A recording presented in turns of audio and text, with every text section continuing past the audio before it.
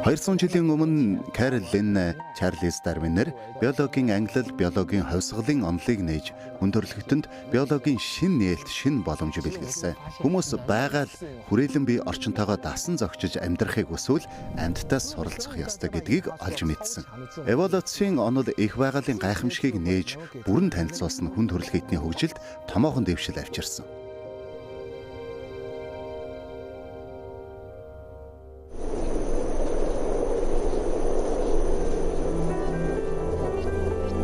Нар жаргах үед доктор Чон бяцхан актемчидаа дагуулan карабид цохыг маш анхааралтай ажиглаж байлаа. Карабид цох ямар нэгэн зүйл болохыг хүлээх мэт. Карбид цох бол элсэн цөлийн маш чухал шавж. Мэдээж энд олон янзын шавж байдаг ч энэ бол онцгой чухал чадвартай юм. Элсэн цөлд ус гэдэг зүйл бараг байхгүй. Ийм нөхцөлд карбид яаж амьдардаг вэ?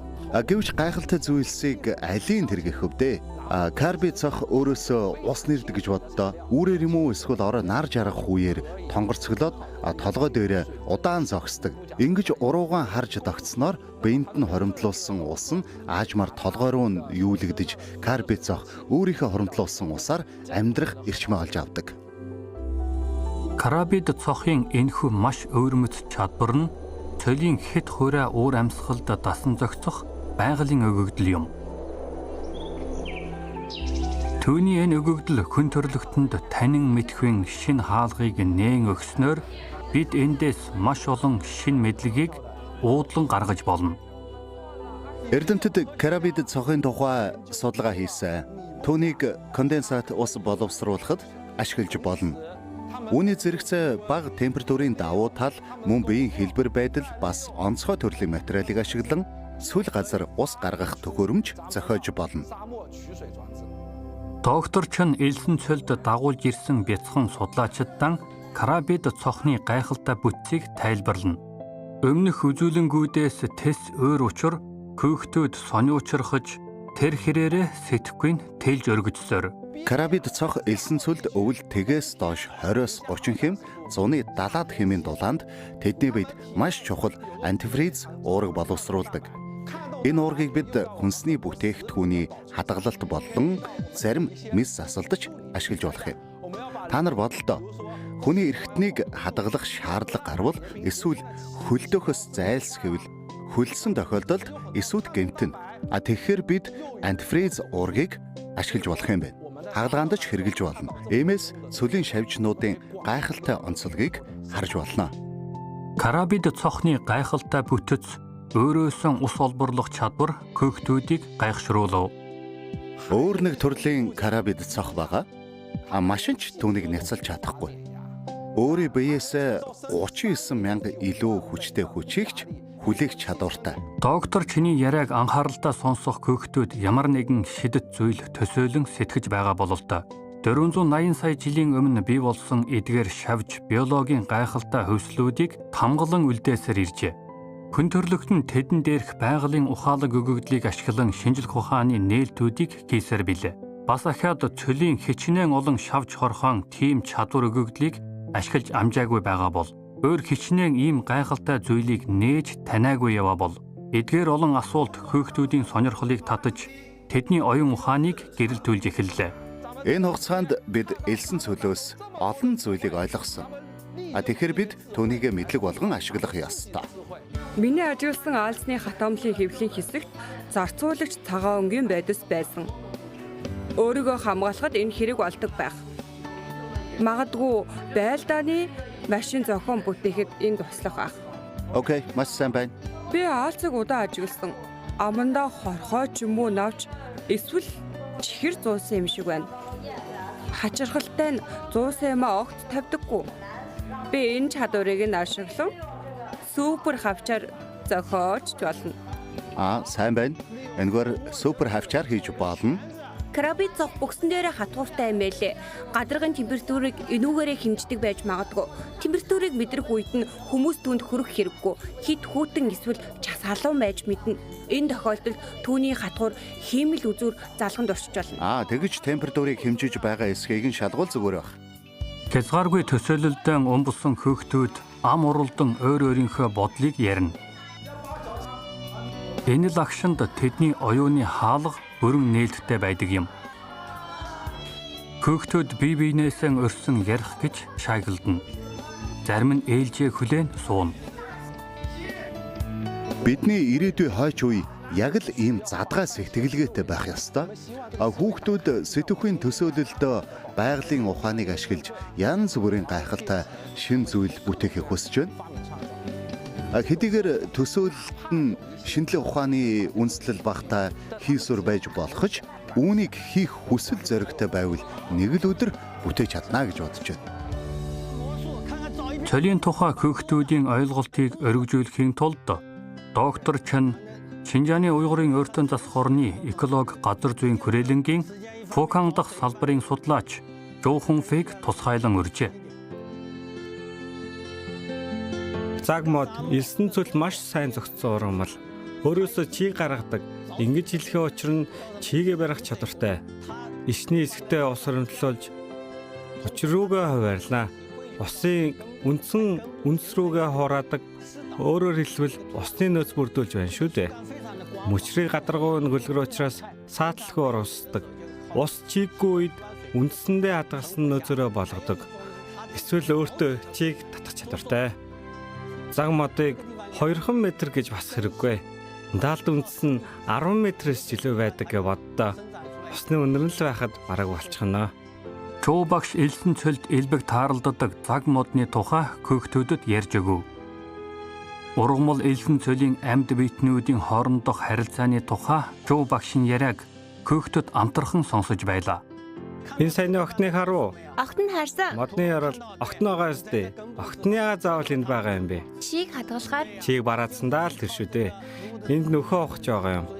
Нөхөө ух нь тийм ч муу юм биш. Харин ч хэрэгтэй.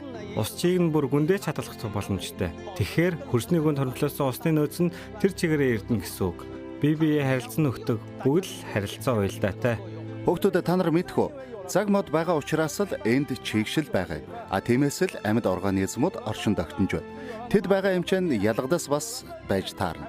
Түүнд нь болж сохор хар бас энд байна. Дараа нь юу болох вэ? Сохор хар байхаар энд ногоон ялдас бас байгаа юм.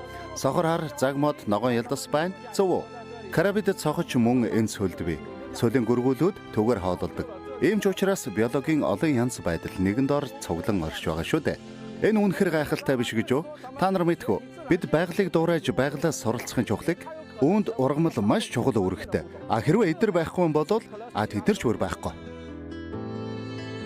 Элсэн цөлийн амьд биетүүд бие биетэйгээ харилцан хамааралтай байдаг. Тэд байгалийн өгөгдөл болсон онцгой чадвараараа ийм баялаг учраас л олон янз байдлыг багтаасан нэгдмэл цогцыг бүрдүүлсэн юм. Мөн энэхүү элсэн цөлд биологийн олон янз байдлын маш баялаг төрх газрын хөрсөн дор амьдрал бэлхэж байгааг харуулж байна.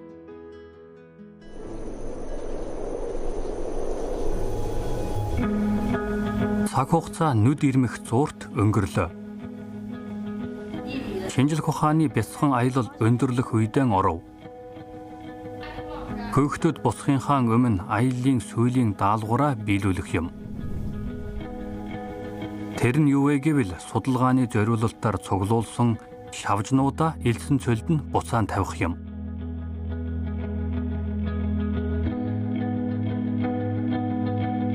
Шавжнуудыг төрлөх элсэн цөлд нь тавихын өмнө бас өөр нэг ажил хийн. За өнөөдөр элсэнд булаад орхисон аяга үзэцгээе. Судлаач хүүхдүүдийн даалгавар бол цаасан савн доторх элсэнд булаатай шавжнуудаа гэмтээлгүй гаргах хөндгөн сорилт юм.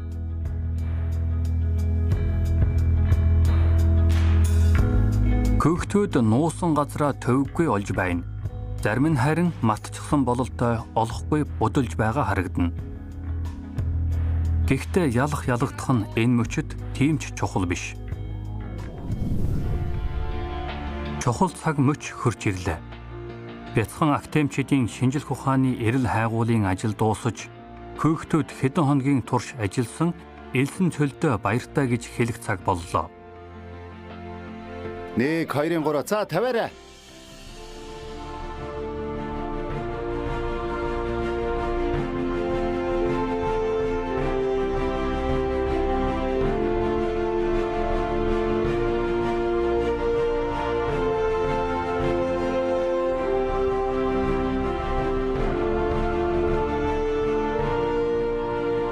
Хамгийн ололттой зүйл гэвэл юуны төрөнд 9 сүлийн янз бүрийн организмуудыг харсан. Бас ургамалж байгаа. Үнэхээр баяртай байна. Дэлхий дээр ийм гайхалтай газар орон санаанд оромгүй биологийн олон янз байдлууд байгааг мэдсэн. Анх удаад ийм олон төрлийн шавжнуудыг үзэж байгаа. Тэд үнэхээр гайхалтай бас чадварлаг. Жишээ нь ногоон ёлдос орчноо дагаж өнгөө хувиргадаг.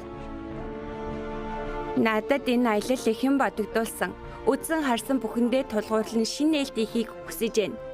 Би энд ирээд илүү зоригтой болсон гэж хэлж болно. Юмнаас айхаа бараг болсон. Гайхшрал, догдлол, сэтгэл гутрал, хүсэл тэмүүлэл, хүч хөлс аль альнийг нь судалгаа хийсэн өдөр хоногудад хөөгтүүд мэдрэв. Элсэн цолийн амьтдын ур чадвар өгөгдөл тэдэнд танин мэдхийн гайхалтай хаалга нээж өгсөн ч ирээдүйн эцэс төгсгөлгүй хайгуулаан эхлүүлэхийг амьдрал хүлээж байна. Байгалийн чиглэлээрх бидний судалгаа бага ангийн сурагчдын л төвшөнд байгаа юм. Ялангуяа элсэн цөл зэрэг эрс тэрс орчинд хүний олж нээгээгүй таньж мэдээгүй зүйл маш их байгаа. Байгалийн төрөл бүрийн ховсол хөгжил хүн төрөлхтний сэтгэн бодох хүрээнээс хальсан байдаг. Иймээс хүүхэд залуус байгальтай ойр байж танин мэдж илүү их сурч судлахыг хүсэж байна. Олон шин нээлт тэдний хүлээж байгаа. Ингэж л бид жинхэнэ шинжилгээ ухааныг төлөвшүүлж бий болгоно. Мөрөөдлийн үрийг хэдийнэ суулгаж, нялх навч нахааг нь тордож гэмээн ирээдүйн ногоон мөрөөдөл энэ элсэн цөлөөс соёолж ургаж эхэлнэ. Би энэ донлом ихч болмоор байгаа. Том болоод хүн төрөлхтөнд хэрэгцээтэй чухал шинжүүл үүдэн бүтээхийг хүсэж байгаа. Эдгээр шавжны нууцлах чадварыг судалснаар хүмүүс туслах боломжтой. Олон танигдаагүй шавжинд би нэр харилсан. Энломик ч юм уу биологч болохыг хүсдэг. Шавжны төрлийн золопедра судлахыг зорино. Энэ яг крабид зог шиг. Илүү гүнзгий судалж олмоор санагдаж байгаа. Хүн төрөлхтөнд хэрэгтэй зүйл хийгэж мөрөөдөж байгаа.